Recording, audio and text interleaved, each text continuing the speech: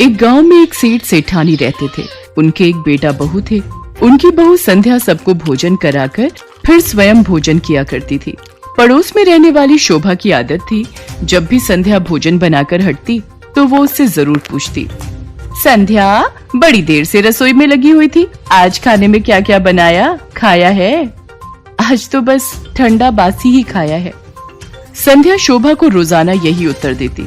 संध्या का पति सूरज रोजाना उसे ऐसा कहते देखता था। एक दिन संध्या ने तरह तरह के पकवान बनाए और घर के सभी लोगों ने एक साथ बैठकर भोजन किया। कुछ देर बाद पड़ोसन शोभा फिर आई। आज तो हम सब ने पकवान खाए हैं, देखो आज संध्या क्या कहती है।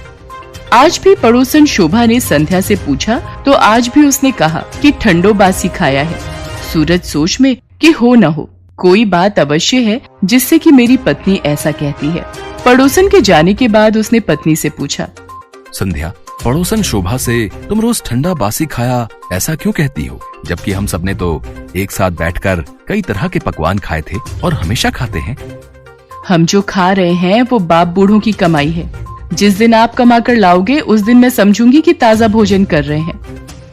संध्या की ये बात सूरज के मन में घर कर गई और एक दिन वो अपनी माँ से बोला, माँ मैं एक बड़े शहर में कमाई करने जा रहा हूँ। बेटा अपने पास इतना धन है, हमारा इतना पुश्तैनी कारोबार है, हमें किसी चीज की कोई कमी नहीं है, फिर भी तू कमाने जाना चाहता है? माँ मैंने स्वयं कमाने का दृढ़ निश्चय कर लिया है। मैं चाहता हूँ कि मैं भी पिताजी और दादाजी की तरह मेहनत करके धन कमाऊं, इसलिए मुझे मत रोको माँ। सूरज ने दृढ़ निश्चय कर लिया था, इसलिए वो अपने माता पिता को समझा कर जाने लगा। जाते समय वो संध्या से बोला, संध्या मैं जब तक बहुत सा धन कमा कर लेकर ना आऊं, तुम चूल्हे की आग मत बुझने देना। इतना कहकर सूरज चला गया। संध्या लकड़ियों को डालकर चूल्हे की आग को जलने देती थी। एक सुबह जब संध्या सोकर उठी, उसने देखा कि अचानक चूल्हे की आग बुझ गई। तो संध्या मन ही मन घबराने लगी, कहीं मेरे पति पर कोई संकट तो नहीं आ पड़ा। घर में लकड़ियां भी नहीं है और बाबूजी भी किसी काम से गए हैं। जल्दी से पड़ोस में से आग लाकर चूल्हे में रख देती हूँ। ऐसा विचार करके संध्या पड़ोस में गई। वहाँ पड़ोसन शोभा चौथ माता का व्रत पूजन कर रही थी। संध्या अभी थोड़ी देर में आकर ले जाना, अभी बस थोड़ी देर में मेरी पूजा समाप्त हो जाएगी, फिर मैं तुम्हें चूल्हे की लकड़ी दे दूंगी। शोभा आज कौन सा व्रत है? तुम्हें नहीं पता? आज चौथ माता का व्रत है। इस व्रत को करने से अन्न लक्ष्मी की प्राप्ति होती है। चौथ माता हर संकट से हमारे सुहाग की रक्षा करती हैं। शोभा मैंने इस व्रत को कभी नहीं रखा, क्या तुम इस व्रत को रखने की विधि मुझे बताओगी? हाँ जरूर। संध्या ने भी उस दिन चौथ माता का व्रत किया।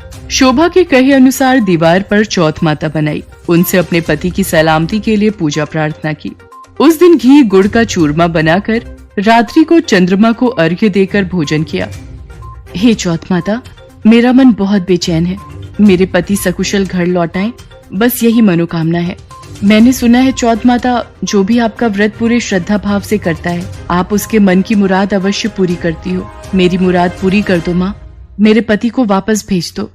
संध्या की प्रार्थना चौथ माता तक पहुँचती है और वो सूरज को सपने में दर्शन देती है।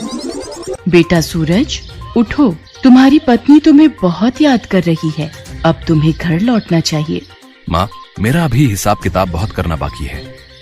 तुम चिंता मत करो, कल शाम होने से पहले तुम्हारा सारा हिसाब किताब निपट जाएगा, बस तुम जाने की तैयारी करो। इतना कहते ही चौथ माता अंतर्ध्यान हो गई और ऐसा ही हुआ।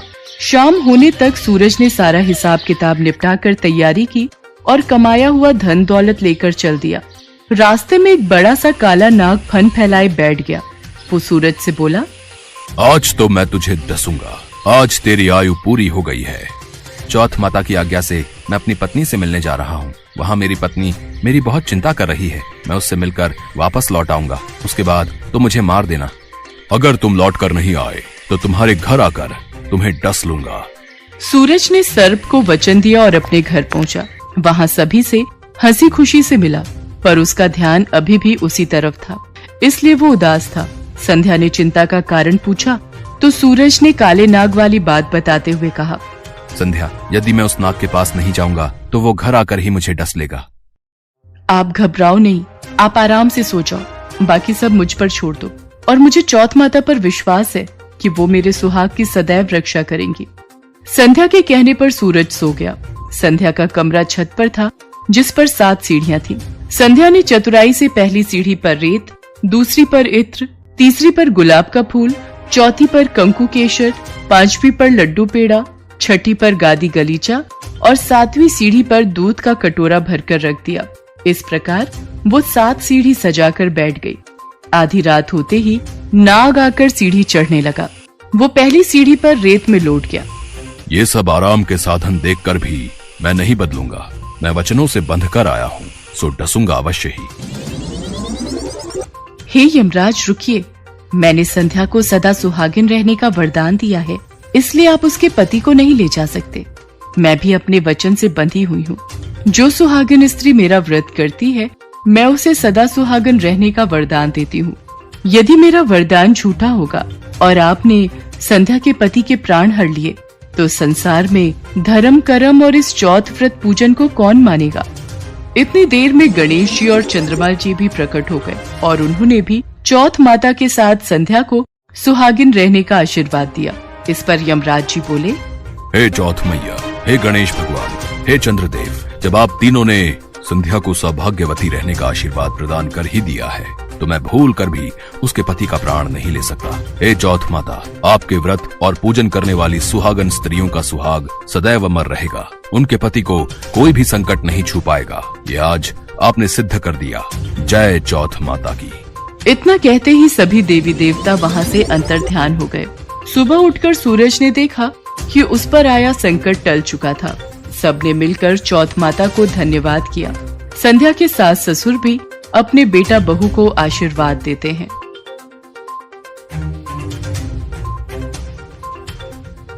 अब मैं आपको करवा चौथ की व्रत कथा सुनाऊंगी। कथा सुनने से पहले आप सभी महिलाएं अपने हाथ में 13 गेहूं के दाने ले लो। एक साहूकार के 7 बेटे और एक बेटी थी। एक बार कार्तिक मास के कृष्ण पक्ष की चतुर्थी तिथि को साहूकार की पत्नी, उसकी 7 बहू सहित उसकी बेटी ने करवा चौथ का व्रत रखा। जब साहूकार के बेटे खाना खाने को बैठे तो उन्होंने अपनी बहन को भी खाना खाने के लिए कहा। बहन बोली, भैया अभी चांद नहीं निकला है, चांद निकलेगा तो उसे अर्घ्य देकर फिर मैं भोजन करूंगी। साहूकार के बेटों को अपनी बहन से बहुत प्यार था, इसलिए वो अपनी बहन को भूखा नहीं देख पाए। उन्होंने पास की एक पहाड़ी पर दीपक जलाकर चलनी की ओट में रख दिया और बहन से कहा कि चांद निकल आया है, तुम अर्घ्य देकर भोजन कर लो। तब साहूकार की बेटी ने अपनी भाभियों से कहा कि भाभी देखो चांद निकल आया है, आप भी अर्घ्य देकर भोजन कर लो। यह सुनकर उसकी भाभी बोली, बाईसा ये तो आपका चांद निकला है, हमारा चांद आने में अभी समय है। भूख से व्याकुल बहन चांद को अर्घ्य देकर भोजन करने बैठ गई। जैसे ही पहला निवाला खाया तो उसे छींक आ गई। दूसरा निवाला खाते ही उसमें बाल निकल आया। तीसरा निवाला मुंह में लेने ही वाली थी कि उसके ससुराल से बुलावा आ गया, पति बीमार है, जिस भी हालत में हो तुरंत ससुराल पहुंच जाओ। माँ ने उससे कहा, बेटी रास्ते में जो भी छोटा या बड़ा मिले उसके पैर छूते जाना, और जो भी तुम्हें सदा सुहागिन होने का आशीर्वाद दे वहीं पर अपने पल्लू पर गांठ बांध लेना। बेटी ने हामी भरी और अपने ससुराल चल दी, और रास्ते में जो भी मिला वह उनके पांव छूती रही। सबने सुखी रहो, पीहर का सुख देखो, ऐसा आशीर्वाद दिया। चलते चलते जब वो ससुराल पहुंच गई तो देखा कि दरवाजे पर छोटी ननंद खेल रही थी। उसने छोटी ननंद के पांव छुए तो ननंद ने आशीर्वाद दिया, सदा सौभाग्यवती रहो, पुत्रवती हो। यह सुनने पर उसने अपने पल्ले पर गांठ बांध ली। जब घर के अंदर गई तो देखा उसका पति मरा पड़ा है और उसे शमशान ले जाने की तैयारी हो रही है। वो बहुत रोई और बहुत चिल्लाई। जैसे ही उसके पति को ले जाने लगे तो बोली, मैं इन्हें नहीं ले जाने दूंगी। जब किसी ने उसकी बात नहीं मानी तो बोली, मैं भी उनके साथ जाऊंगी। जब वो नहीं मानी तो लोग बोले, ले चलो। वो भी पति के साथ शमशान चली गई। जब उसके पति का अंतिम संस्कार होने लगा तो बोली, मैं इन्हें जलाने नहीं दूंगी। लोग बोले, पहले तो अपने पति को खा गई, और अब उसकी मिट्टी भी खराब कर रही है। उसने किसी का कहा नहीं माना और अपने पति को लेकर बैठ गई। गांव वालों और परिवार वालों ने ये फैसला किया कि रहने दो इसको यहीं पर, इसके लिए एक झोपड़ी बनवा दो। वो वहीं पर अपने पति को लेकर रहने लगी। अपने पति की साफ सफाई करती और उसके पास बैठी रहती। उसकी छोटी ननद दिन में 2 बार खाना दे जाती। वो हर चौथ का व्रत करती और चांद को अर्घ्य देती। जब चौथ माता ये कहती हुई आती, करवो ले भाइयों की प्यारी करवो ले, घड़ी बुखारी करवो ले। उसने चौथ माता से अपने पति के प्राण मांगे तो चौथ माता ने बोला, हमसे बड़ी चौथ माता आएंगी तो तुम उनसे अपने पति के प्राण मांगना। ऐसा करते करते सारी चौथें आई और वही बातें कहकर चली गईं। जब अश्विन की चौथ माता आई तो उन्होंने कहा कि तुमसे कार्तिक की चौथ माता नाराज हैं, उनको प्रसन्न करो, उनको मना लो, वही तुम्हारा सुहाग लौटाएंगी। जब कार्तिक माह की सबसे बड़ी चौथ करवा चौथ आई तो उसने अपनी छोटी ननद से 16 सिंगार, सुहाग का सारा सामान और करवे मंगाए।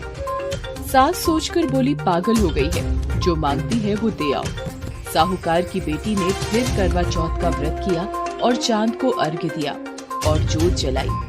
चौथ माता खुश होकर प्रकट हुई और बोली, करवो ले 7 भाइयों की प्यारी करवो ले, दिन में चांद उगाने वाली करवो ले, घड़ी बुखारी करवो ले। तब साहूकार की बेटी ने चौथ माता के पैर पकड़कर कहा, मेरा सुहाग वापस दे दो। चौथ माता बोली, तू तो बड़ी भूखी है, 7 भाइयों की प्यारी बहन है, तुझे सुहाग का क्या काम। तब वो बोली, माता मैं आपके पैर तब तक नहीं छोड़ूंगी जब तक आप मेरा सुहाग वापस नहीं करती। तब चौथ माता ने उससे सारा सुहाग का सामान मांगा तो उसने 16 सिंगार का सारा सामान चौथ माता को दे दिया। तब चौथ माता ने अपनी आंखों से काजल निकाला, नाखूनों से मेहंदी निकाली, मांग से सिंदूर निकाला और अपनी छोटी उंगली से उसके पति को छींटे दिए और उसका पति जीवित हो गया। जाते जाते चौथ माता उसकी झोपड़ी पर पैर मार कर गई और उसकी झोपड़ी महल में बदल गई।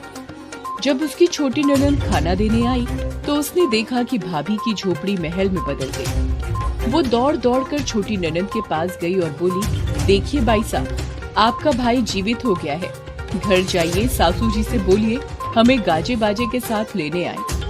ननद हर्ष पूर्वक घर गई और माँ से बोली, मामा भाई जीवित हो गए हैं। माँ ने कहा, भाभी के साथ तेरा भी दिमाग खराब हो गया है। बहन बोली, माँ मैंने अपनी आंखों से देखा है, सच में भाई जीवित हो गया है। भाभी ने गाजे बाजे के साथ बुलाया है। माँ गाजे बाजे के साथ अपने बेटे को लेने पहुंची। बेटे को जीवित देखकर माँ भावुक हो उठी। बहू ने कहा, देखिए माँ, आपका बेटा जीवित हो गया है। मैंने तो साल भर पहले ही खो दिया था, ये तो तेरी पूजा के प्रताप से वापस आया है। हे चौथ माता, जैसे आपने साहूकार की बेटी के साथ पहले किया वैसे किसी के साथ मत करना, और बाद में जैसे उसे सुहाग का जीवन दान दिया वैसे ही सभी को दीर्घायु का वरदान देना और अपनी कृपा ऐसे ही बनाए रखना। जय चौथ माता की। आइए जानते हैं करवा चौथ की पूजा विधि।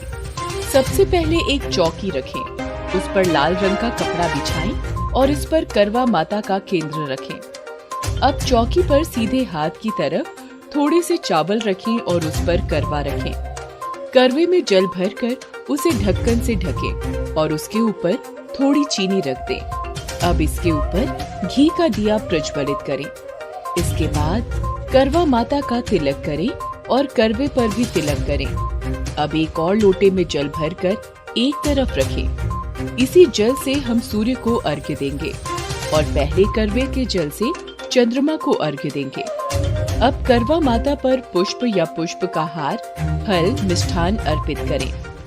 अब आप एक थाली तैयार करें जिसमें सास के लिए साड़ी, सुहाग का सामान आदि रखें। अब करवा माता की कथा पढ़कर गणेश जी की आरती और माँ लक्ष्मी जी की आरती करें। पूजा पूरी होने पर लोटे में रखे जल से सूर्य को अर्घ्य देना है और इसके बाद महिलाएं 1 गिलास पानी, चाय, दूध इत्यादि पी लेती हैं। ये पूजा महिलाएं दोपहर के समय कर लेती हैं। पूजा करने के पश्चात शाम को चांद निकलने की प्रतीक्षा करती हैं। आज चांद निकलने पर चांद की पूजा और अर्घ्य देकर अपने पति के पैर छूकर आशीर्वाद लेती हैं और पति के हाथों से ही अन्न ग्रहण करती हैं और इस प्रकार करवा माता की पूजा संपन्न हुई।